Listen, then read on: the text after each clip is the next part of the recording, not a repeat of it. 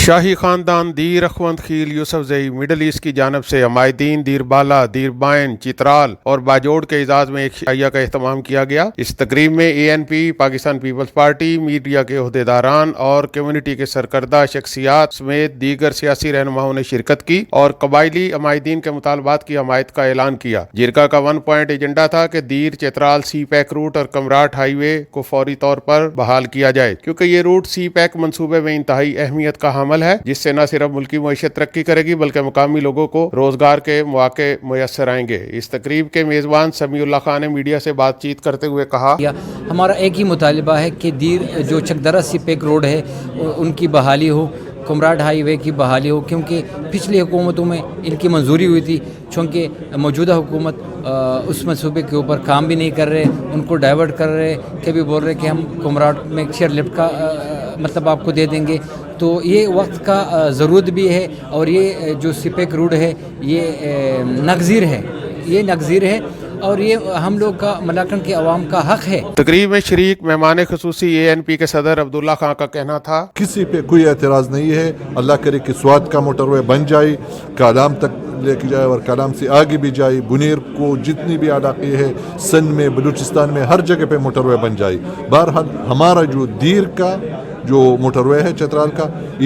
اس کا ہم پرزور مطالبہ کرتے اور یہی حکومت وقت سے یہی مطالبہ کرتے کہ ہمارا اس منصوبہ کو جلد از جلد بحال کر دو اور اس پہ کام شروع کرو۔ پاکستان پیپلز پارٹی گلف کے صدر میاں منیر ہانس، فضل دورانی اور نساق خٹک نے کہا، جو آج ان کا مطالبہ ہے یہ اصل میں نئے مطالبہ نہیں ہے، یہ آلریڈی پہلے تھا، سی پیک میں شامل تھا دیر اور گمراٹ اور چترال جو روڈ ہے، تو اس کو ختم کیا گیا۔ تو میں سمجھتا ہوں کہ ان کا بڑا جائز مطالبہ ہے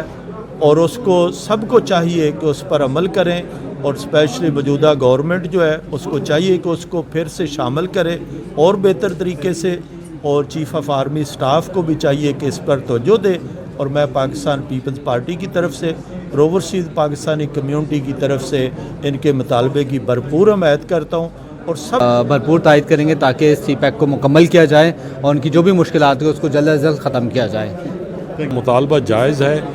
گورنمنٹ پاکستان موجودہ گورنمنٹ کو چاہیے کہ وہ اس پہ عمل کریں اور اس کو سی پیک کا حصہ بنائیں اور دیر کے عوام کو جو ہے نا ان کا حق دیں۔ اور یہ روٹ بہت اہم ہے، اسٹریٹجک حوالے سے بھی ہے اور جو ٹورزم ہے اس کے حوالے سے بھی ہے۔ تو ہم درخواست کرتے ہیں پاکستان کے وزیر اعظم سے، اپنے صوبے کے وزیر اعلیٰ سے، کہ یہ ان لوگوں کا جو جائز حق ہے اس کو فوراً نیکسٹ جو بجٹ ہے اس میں اس کا اپروول دیا۔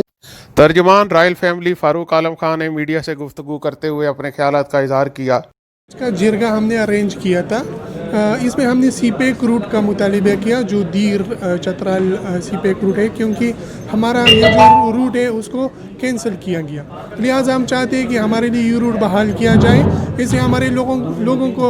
روزگار کے مواقع ملیں گے، ہمارے علاقے میں ٹورزم پروموٹ ہوگا، ٹورزم کے ساتھ ساتھ جو ہمیں یہ دنیا کی